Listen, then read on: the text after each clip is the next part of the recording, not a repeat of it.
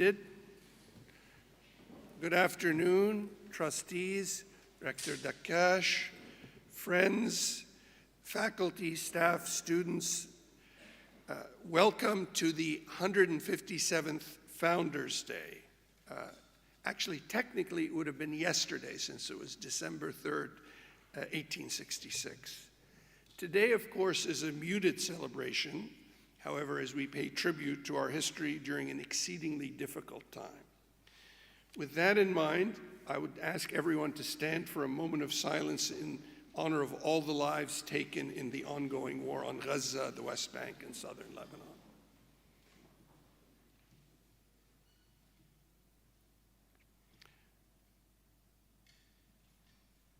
Thank you. It's important to acknowledge the suffering of so many and to signal our solidarity with those who've lost loved ones and who continue to be in harm's way. So thank you for your stand. Traditionally, on Founders Day, we look back, we look forward, and we look inside ourselves.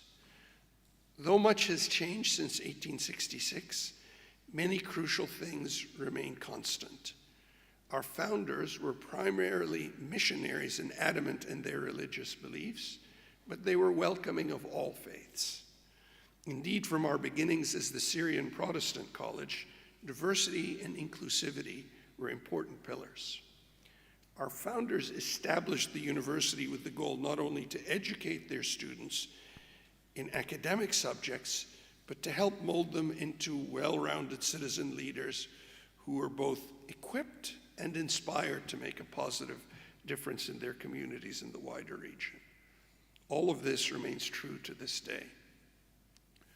To learn and see more about our founding fathers, I highly recommend that you visit an exhibit at Jaffet Memorial Library put together by the inimitable Samar Miqati and her tremendous team in the Archives and Special Collections Department, entitled Founders' Legacy, Honoring the Vision, Celebrating the Journey.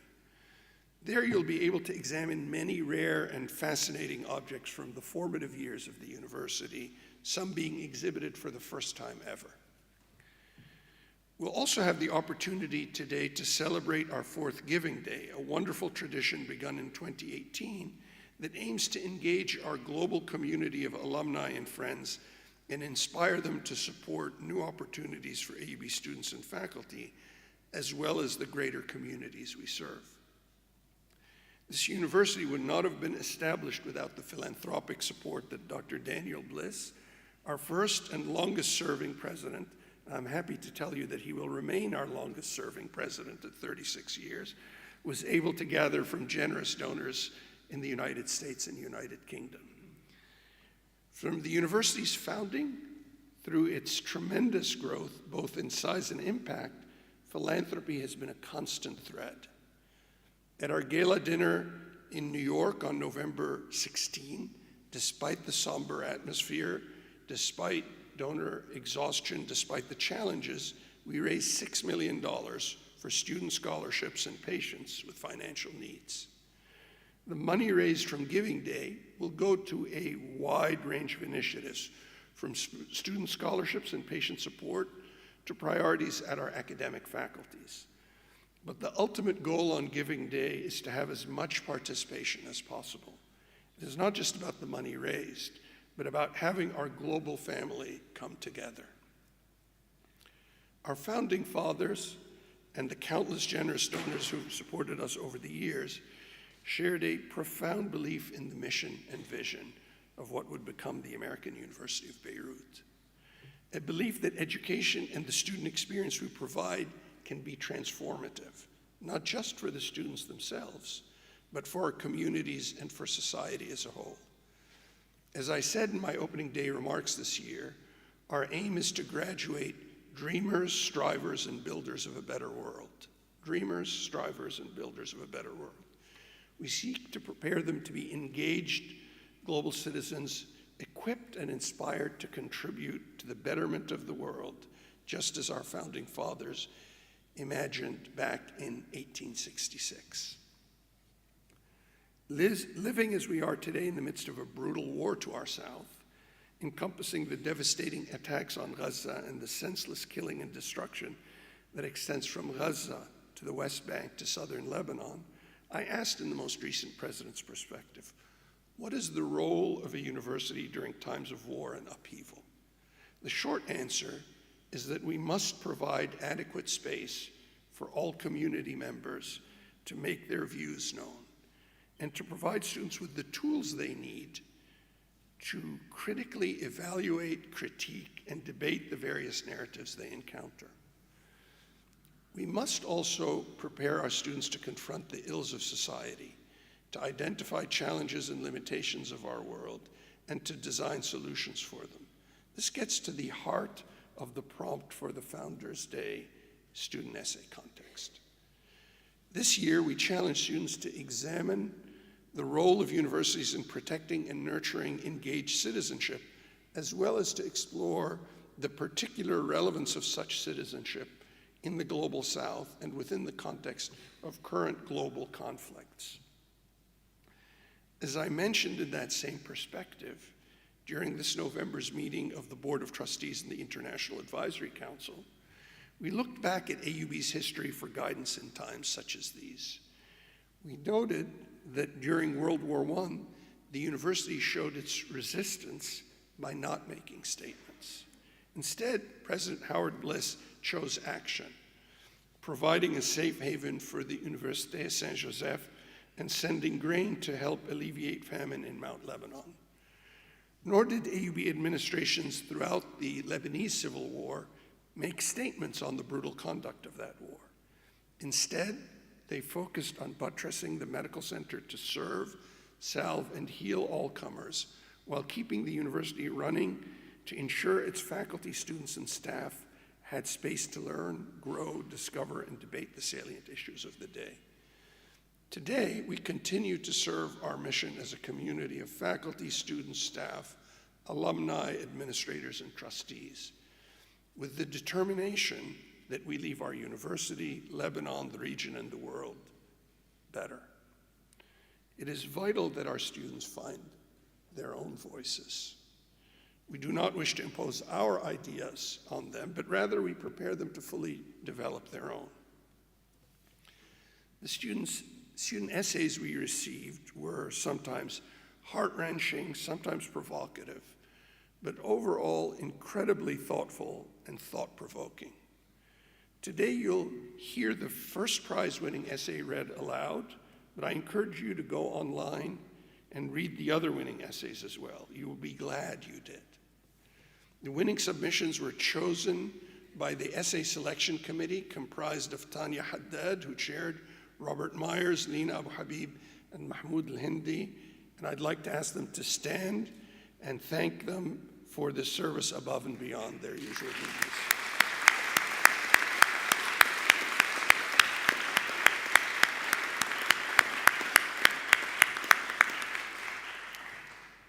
Third place winner, placing third in our competition, is Joy Al-Ahmar.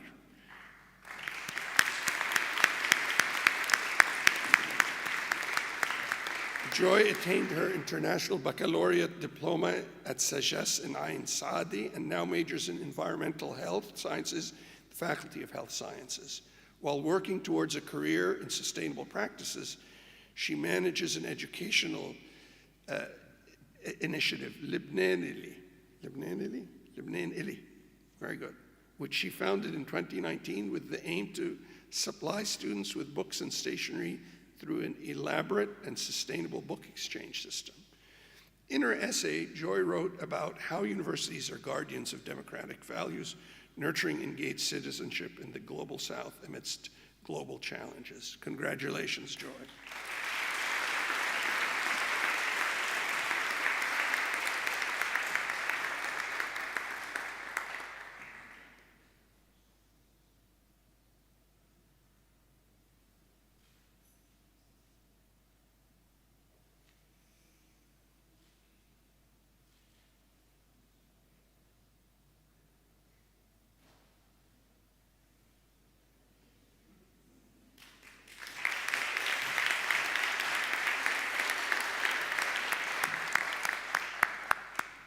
Second prize goes to Ahmad Qunaini, who is pursuing dual degrees in computer science at the Faculty of Arts and Sciences and Business Administration, with a concentration in entrepreneurship and family business at the Ulayan School of Business.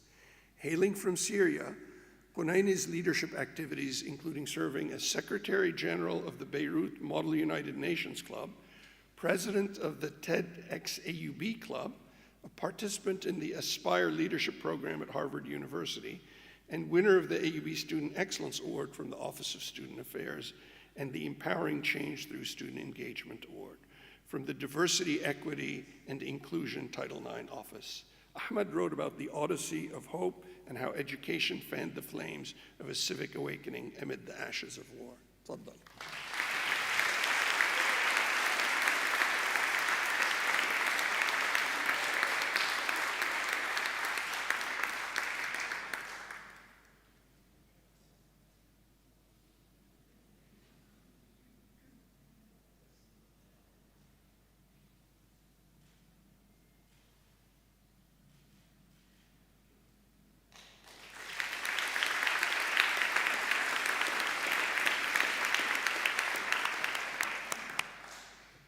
Now it's my pleasure to announce the first prize winner, Muhammad Abu Bakr.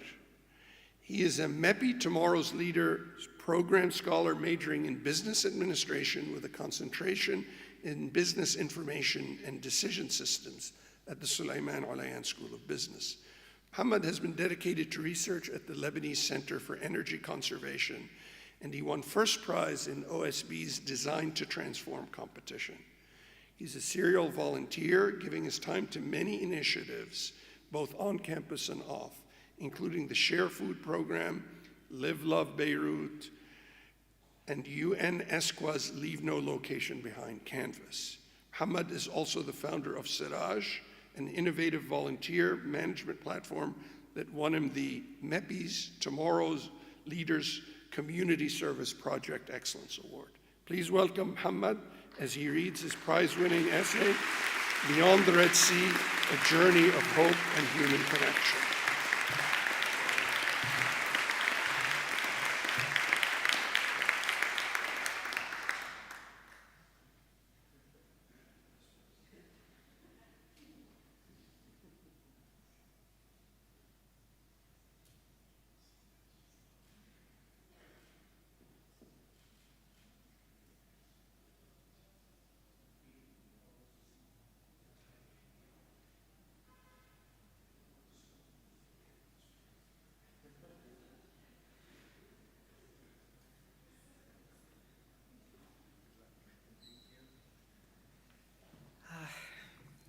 Hello, everyone. As you can see from my nervous voice, this is my first time doing this, so bear with me. So, my name is Muhammad Abu Bakr, and I'll be reading for you my essay, Beyond the Red Sea, A Journey of Hope and Human Connection. It was April 2015, a child on a rocking boat with over 100 other souls in the middle of the Red Sea, fleeing the destruction of Yemen's war, his house rendered unlivable, his parents without jobs or income, his education suspended until further notice. But in that precarious moment, his thoughts were not on the future. His entire being was consumed by the urgent need to hold on tight, to not be swallowed by the vast, unforgiving sea that encircled him. Amidst this turmoil, one might ask, what future awaits this child? On the 2nd of February 2020, the child from the rocking boat found himself standing on a uniquely enchanting street. Illuminated by the soft glow of street lights, it was a scene unlike anything he had witnessed before. Before him stood grand gates, their presence both majestic and welcoming, seemingly opening into a world far removed from the one he had known. He stepped through, struggling to carry his heavy, worn bags, a silent testimonial of a life that had navigated rough waters. A security guard, noticing his struggle, offered assistance, a simple act of kindness that felt monumental in his world of constant upheaval. As he descended the stairs within this venerable institution of learning, His eyes were drawn to an inscription on the walls, a guiding philosophy etched in stone, that they may have life and have it more abundantly. At this moment, beneath the weight of these words, the child felt an unfamiliar sense of peace wash over him. For the first time in his turbulent journey, he felt a glimpse of what it might feel to me, of what it might mean to be home. That child, standing at the crossroads of a past marked by conflict and a future filled with promise, was me. As I reflect on my journey, I realize that my story goes beyond an account of survival and personal development. It stands as a testament to the influence of compassion, opportunities, and the life-changing potential of education. I was brought here on the MEPI Tomorrow's Leaders Scholarship, a lifeline I nearly missed when initially placed on the backup list. Yet here I am, supported by MEPI and AUB, embarking on an educational journey once beyond my wildest dreams and a standard of living little me would have never thought possible. In AUB's vibrant halls and classrooms, where debate and dialogue are not just encouraged but celebrated, I found my voice, once silenced by fear, now welcomed and heard. Surrounded by bright minds and an environment dedicated to turning ideas into reality, AUB has been instrumental in transforming my perspective and empowering my expression. Much of my transformation I owe to the beautiful souls at AUB's Center for Civic Engagement and Community Service. For the first time in my life, I could volunteer, contribute to meaningful causes, and in a small way, help others navigate their challenges, much like the gentle winds that once guided my course. AUB's liberal arts education opened doors to fields I never imagined exploring. Philosophy, a subject virtually unknown and often misunderstood in Yemen, became an unexpected avenue of discovery. In the philosophy classes at AUB, my mind intertwined with the thoughts of Socrates, Plato, Kant, and the blend of Arab philosophers like Al-Kindi and Ibn Rushd. Among these varied philosophical voices, John Rawls's A Veil of Ignorance concept stood out. Introduced in a political philosophy class, it's a thought experiment that challenges us to design a society without knowing our position in it. This approach of justice and fairness, seen from an impartial perspective, sparked a profound transformation in my thinking. It led me to adopt a guiding principle in my life. What if it was me? This question transcended philosophical exercises. It evolved into a lens through which I viewed my actions and decisions. Having endured some of the harshest conditions imaginable, and now blessed with the privilege of a voice at AUB, I felt a compelling duty to use this perspective for the betterment of others. What if it was me became my call to action, urging me to actively engage in helping and empathizing with those in need. This principle pushed me to apply the empathy and ethical considerations I had learned in philosophy to real-life scenarios. It also led me to a deeper reflection on the interplay of hard work and fortune. Hard work has been a constant, from the desperate grip on that boat in the Red Sea to the academic challenges at the university. Yet, getting into the nuances of fairness and opportunity, it became clear that my efforts, crucial as they were, did not solely shape my path. Countless of individuals in Yemen, under the oppressive shadow of hardship, exert as much effort, if not more, to no avail. The life-changing scholarship and the opportunity to study abroad that came my way were powerful currents that propelled me forward in tumultuous times. This blend of Rawlsian philosophy and personal experience underscores a humbling truth. My journey owes as much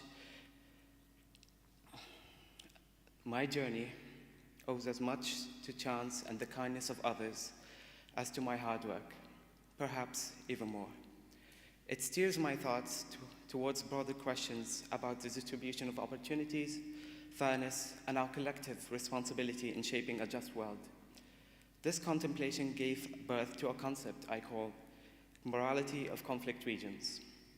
Our lives in such areas are often the legacy of past generations' failures, leaving us to grapple with suffering not of our own making. So, do we solely focus on salvaging our individual lives, opting out of our collective troubles, and accept our role in robbing the future of the next generations? Or do we dedicate ourselves to building a better future for the next generation, a future we may never experience? This predicament, experienced deeply by those who have witnessed their futures being robbed, especially in the global south, urges us to reconsider our responsibility in shaping a more just and equitable world for everyone. The answer, I believe, lies in transcending conventional motivations of self-interest, often glorified in capitalism. Adam Smith, a pivotal figure in economic thought, famously stated, quote, "It's not from the benevolence of the butcher, the brewer, or the baker that we expect our dinner, but from their regard to their interest," end quote. This perspective underpins the idea that self-interest inadvertently leads to societal benefit. However, this viewpoint may overlook the foundational element of human communities that predate monetary systems. Looking back at pre-monetary societies, we observe communities thriving on love, compassion, and camaraderie.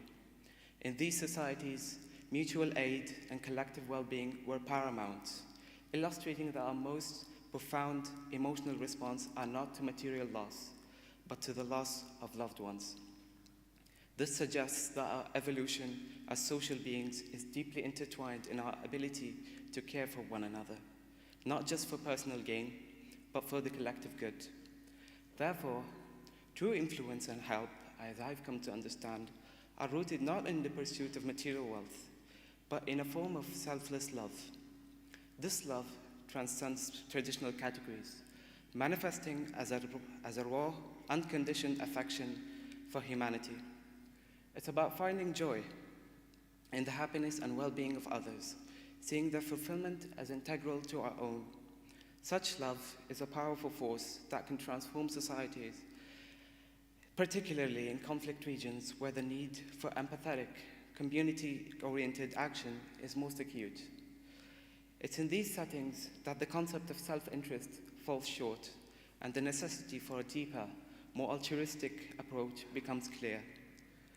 Through my journey at AUB, a profound understanding of selfless love emerged, transcending the personal realm. I think I just need more water. Transcending the personal realm to encompass a global perspective. I realized that the principle of what if it was me was not limited to those in my immediate surroundings. This newfound understanding erased imaginary lines that often divide us, revealing a shared human experience that resonates universally. In a world of constant news and suffering, this broadened perspective has been both a blessing and a burden. It has granted me the ability to see beyond the confines of my own experiences, to understand the pains and struggles of others, even if they are thousands of miles away. It has turned abstract news into personal stories, transforming statistics into faces and names. The principle of global empathy has never been more poignant than now, as we witness the harrowing situation unfolding in Gaza.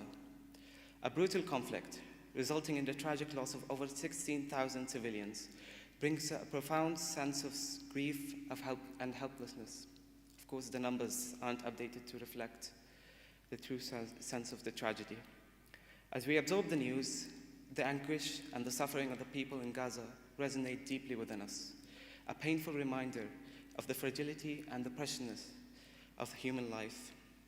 In these moments, the distances that separate us diminish, and the shared human experience of suffering becomes painfully clear. This empathetic response transcends borders, cultures, and histories, uniting people across the globe in a collective sense of sorrow and a desire for help. The global reaction to the crisis in Gaza has been a testament to the power of engaged citizenship. People everywhere are taking to the streets in solidarity, signing petitions, volunteering to send aid, and calling their representatives. engaging every form of democratic expression available to them. This wave of support and activism is a powerful reminder of how, in times of need, humanity can come together to enact change and offer support. This situation underscores the importance of active citizenship, not just in times of crisis, but as a continuous commitment in our lives. It's a realization that our growth as a community, as society, and indeed as humanity, hinges on our engagement in the civic sphere. Active citizenship should not be seen merely as a duty in times of turmoil, but as an integral part of our collective journey towards thriving. As the world grapples with the crisis in Gaza, and the individuals everywhere rise to the call of active citizenship, I am reminded of the ethos and actions of AUB, a place that has profoundly shaped my understanding of these very principles. For over 157 years, AUB has been a beacon in the region, embodying not just the pursuit of education, but championing the common well-being and nurturing of free minds. Whether responding to the Beirut port explosion, battling the challenges of the pandemic, or confronting regional crises, AUB has consistently been there, standing as a beacon of support and resilience. Its prompt actions, ranging from providing critical aid and healthcare to lighting darkened streets, are a testament to its unwavering dedication to the community and the world at large. An example of this is the Shireen Abu Akleh Scholarship, which fosters future journalistic integrity, and today AUB's Giving Day initiative. AUB's enduring presence in time of need exemplifies its commitment to engage citizenship and making a tangible difference in societies. These actions firmly establish AUB as a place where free minds flourish. This university serves as a model where academic opportunity meets profound social responsibility, creating an environment where students are educated to not just be scholars, but contributors to a better society. Such engagement in acts of empathy and responsibility fosters a more connected and compassionate world, urging us to transcend our individual lives and embrace our role in the collective journey of human progress. Our commitments, whether in local communities or in solidarity with those far away, is vital. It's through these acts that we forge the essence of a global community, united in adversity, striving tirelessly for justice and peace. In this spirit, let us act so that when a child navigates the tumultuous waters of life, they too may have life and have it more abundantly. Thank you, everyone.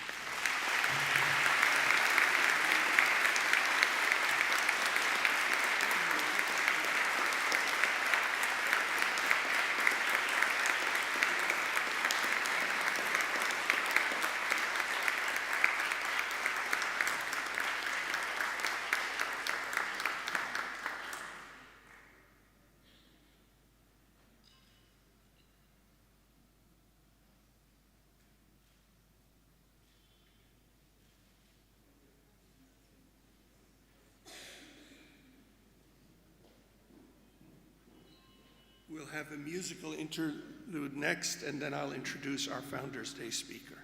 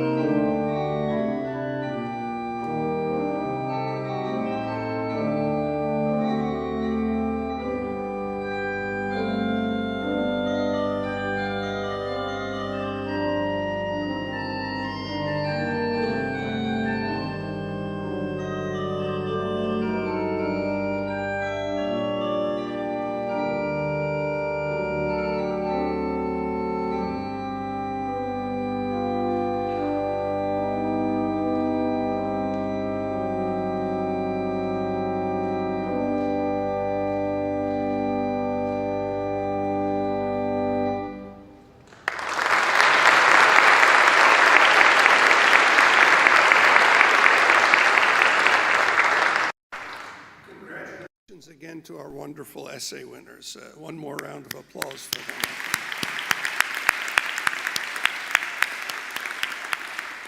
Thank you, Khalil.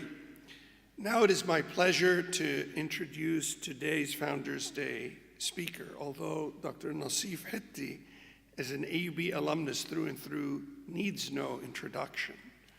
The university where he earned his bachelor's and master's left an indelible mark on this open, generous, compassionate intellectual and polymath.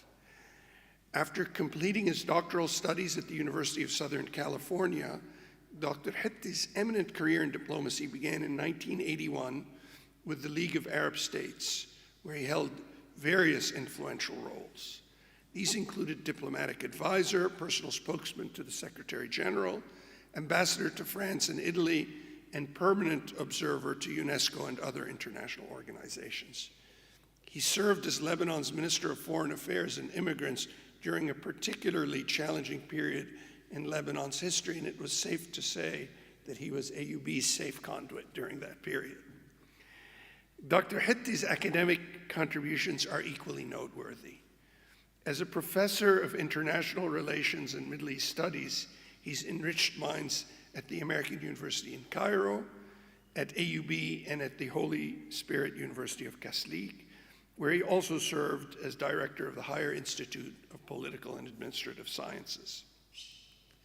His insights and analyses on Middle Eastern and international affairs have been widely published.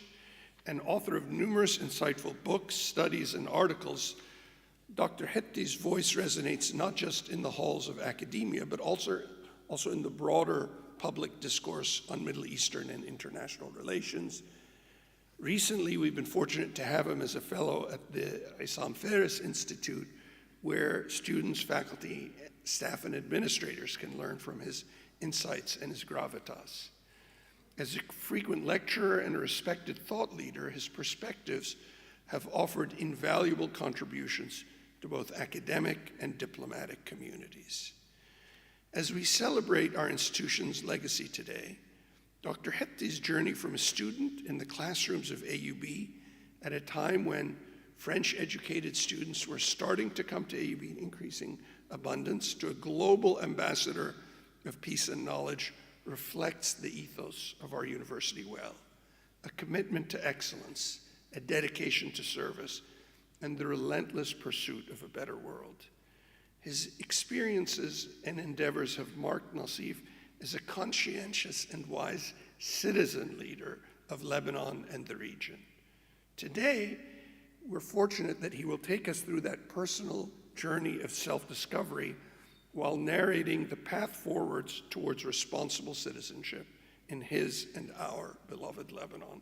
Please join me in welcoming our Founders Day keynote speaker, Dr. Nassif Hitti.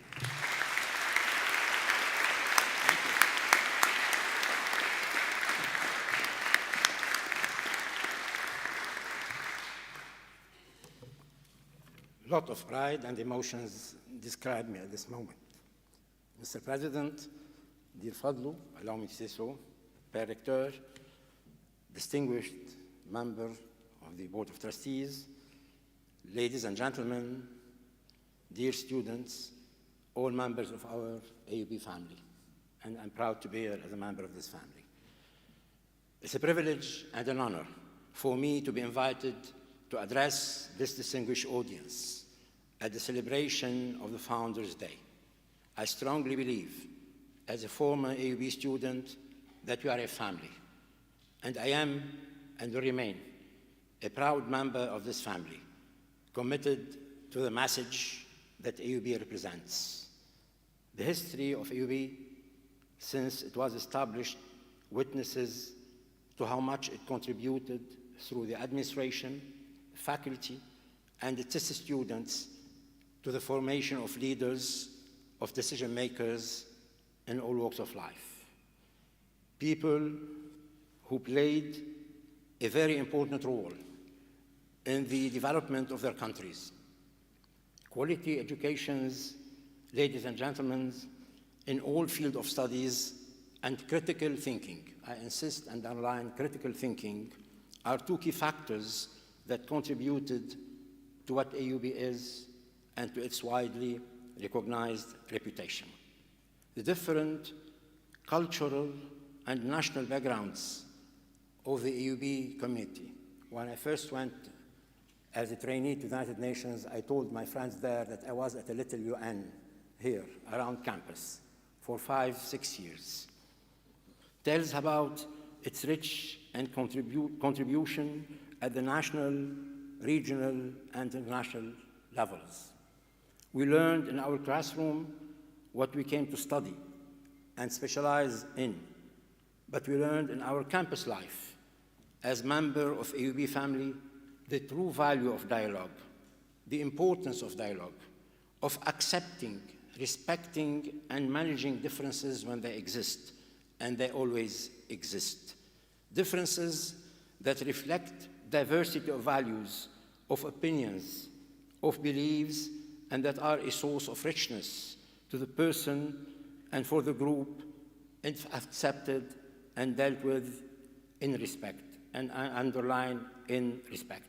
Such learning shaped, really, for me, our perceptions particularly, but our perceptions in general, and understanding and our dealing with different challenges in our post-university life. National unity, for instance, is enriched and consolidated by diversity of values and opinions, by inclusion and not by exclusion of others' views and values. A continuous dialogue that shaped our student life was based actually or developed out of the sincere belief in the value inculcated in the culture of dialogue.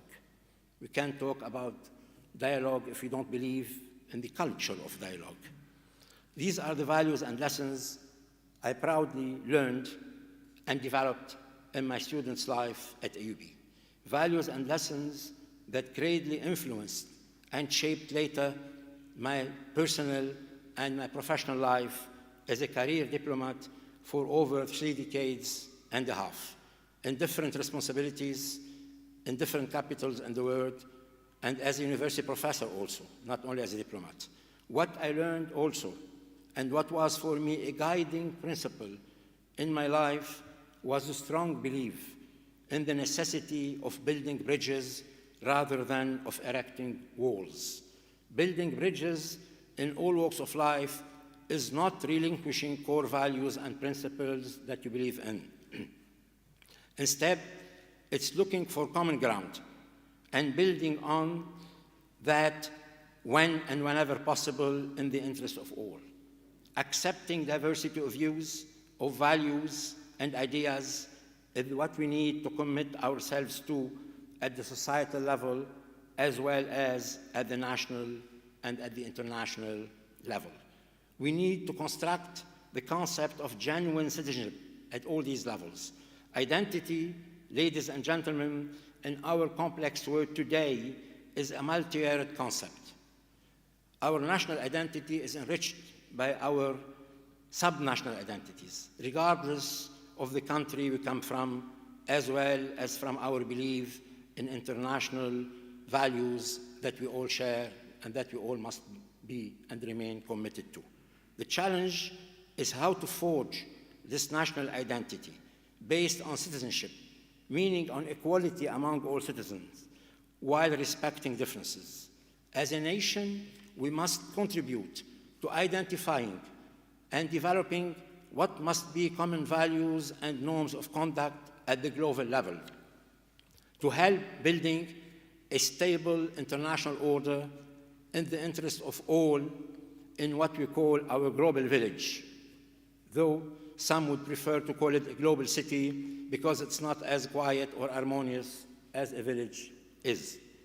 These lessons I learned and that became guiding principles for me through my life at both the personal and the professional levels are of utmost importance for me in working as part of my national Lebanese family to help rebuilding a new Lebanon, a Lebanon that I'm confident we all dream of and we must be committed to working for. Ladies and gentlemen, allow me to share with you my reading of the multiple challenges that our beloved country is undergoing and the ways to face up successfully to these interrelated challenges that need a comprehensive, and I insist on a comprehensive and a gradual approach to deal with successfully. Lebanon, as we all know, is on the verge of becoming a failed state. I warned of that, and many have done so before me and with me, even when I was at the government. There is nothing wrong of admitting the fact that we are becoming a failed state, arriving to becoming a failed state.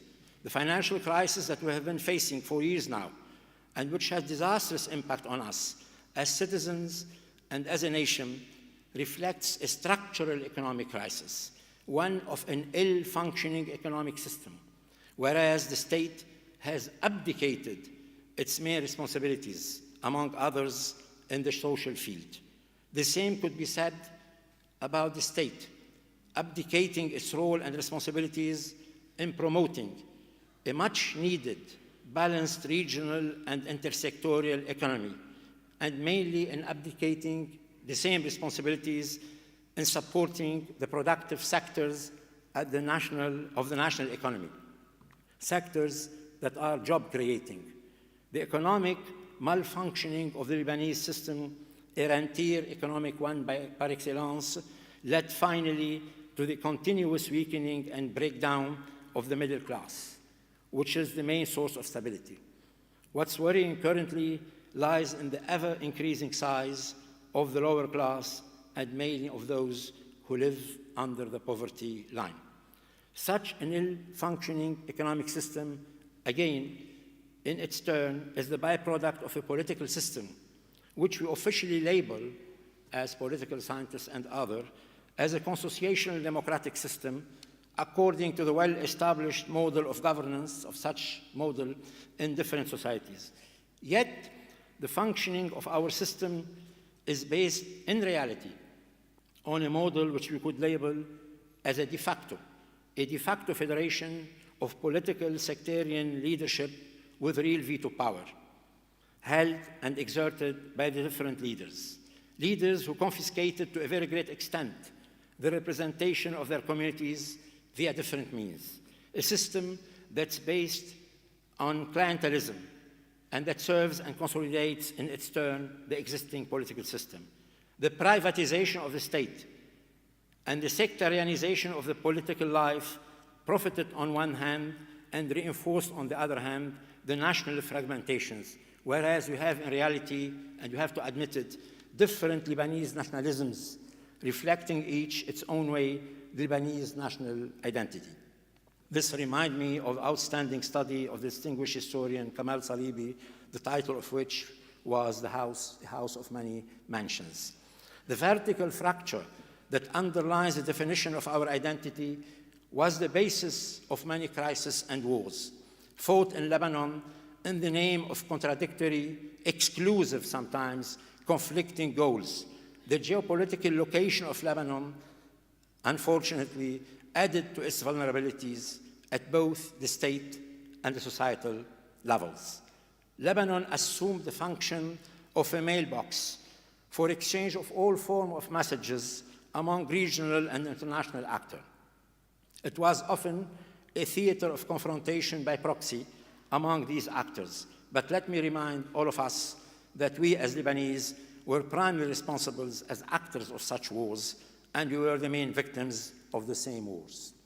Ladies and gentlemen, our primary task today is to build a Lebanese national identity that's inclusive and that consolidates the meaning of a Lebanese nation-state, an identity that's based not on sectarian allegiances, but on the concept of citizenship, on equality among citizens, on the allegiance to a nation-state of which we are very proud, called Lebanon, on the fact that subnational diversity is a source that reinforces national unity if dealt with rightly. The national salvation of Lebanon starts with the building and the consolidation of the concept of citizenship, and that independently of the political religious affiliation of different citizens. Promoting and consolidating the concept of citizenship is the much-needed instrument to deconstruct. We need to deconstruct the sectarianized political life, which is the real obstacle to genuine reform. It's through forging a genuine and consolidated national unity that we remain otherwise hostage, if we don't do it, to political sectarianism. Indeed, the substitute for the sectarianization and the personalization of the political life, we need also to depoliticize the state administration. We need to depoliticize the state administration.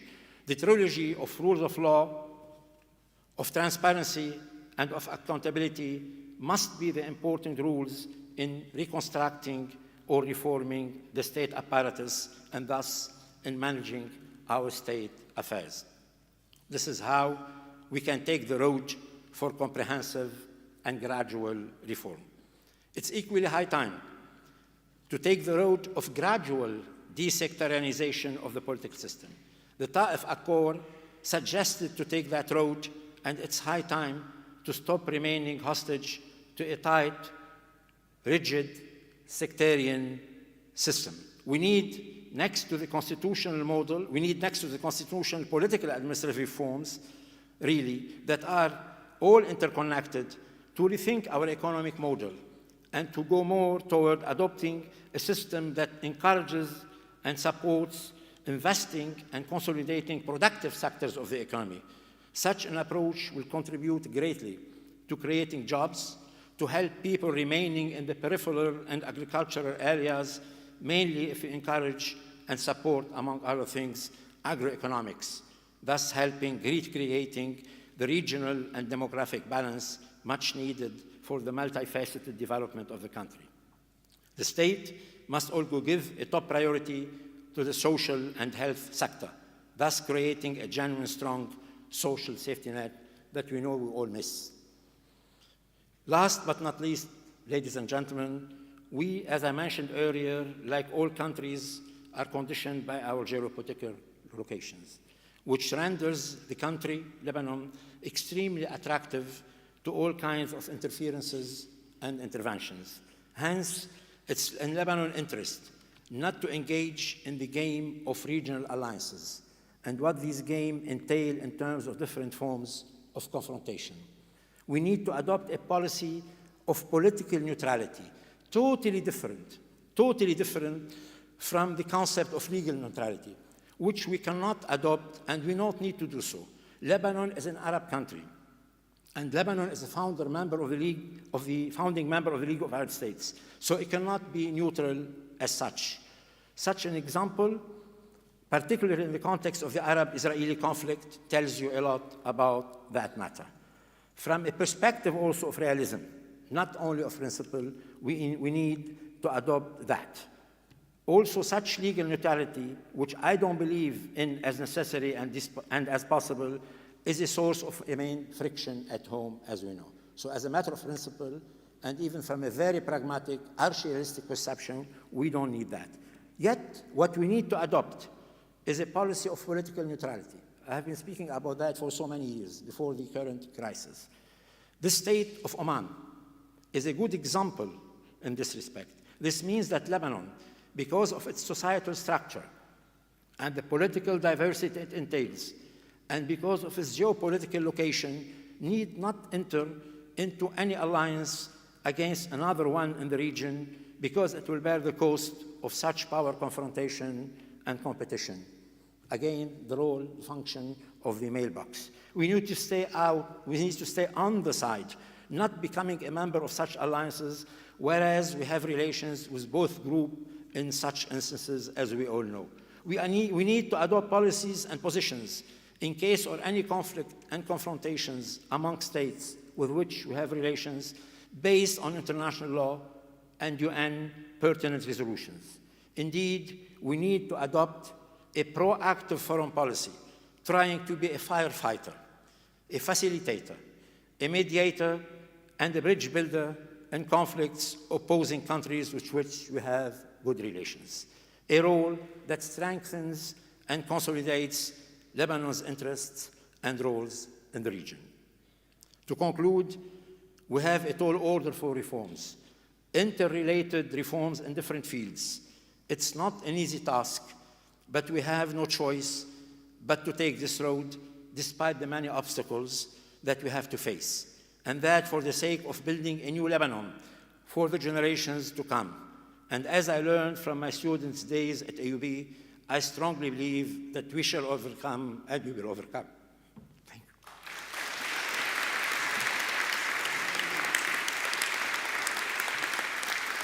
Thank you. Thank you.